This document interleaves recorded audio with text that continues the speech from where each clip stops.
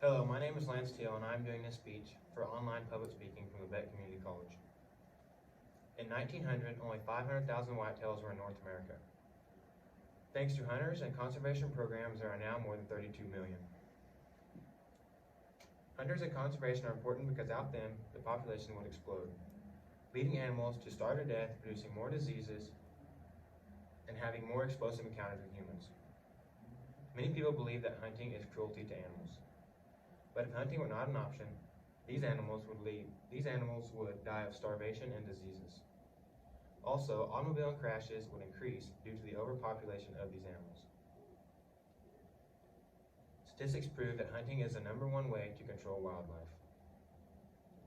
Hunting is the only way to keep the world the way it is. Many believe that those who hunt do it for sport, even though there is proof that hunting keeps animals, people, and the environment in check and safe.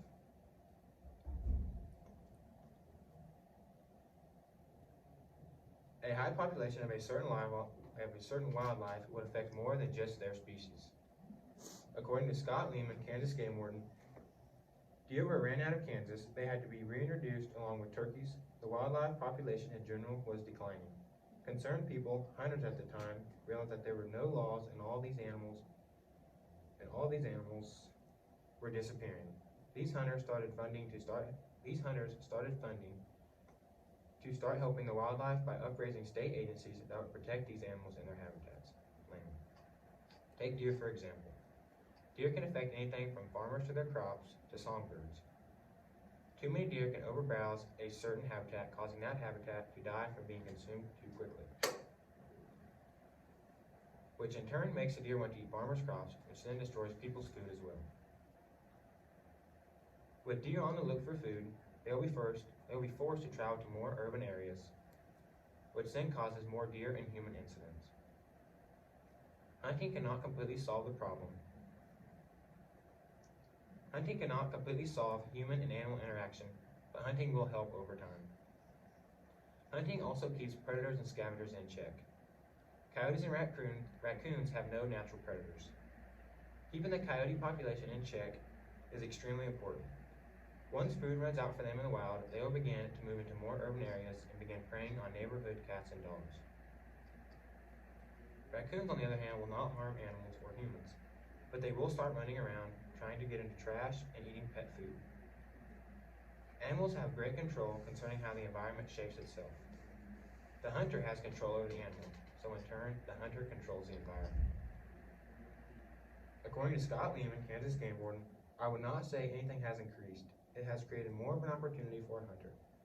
The repopulation is pretty steady. They're in a cycle. A person might see some of the population level off and even decline a little. As Lehman instituted, animals play such a huge role in the environment. They control what grows where and how much. Animals control what other animals reside in those animals, depending on the food sources animals choose. Not enough of a certain food source will deprive certain animals, forcing them to leave. First, herbivores in large number can destroy vegetation. In fact, the Nature Conservancy considers an overabundance of deer in the eastern United States to be the greatest threat to forest, even more than climate change.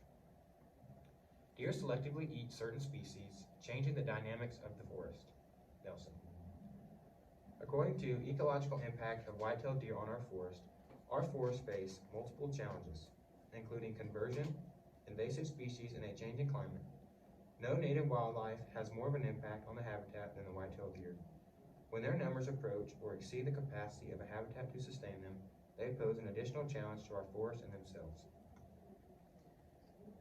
Their feeding habits and preferences affect the variety, quality, and structure of their habitat.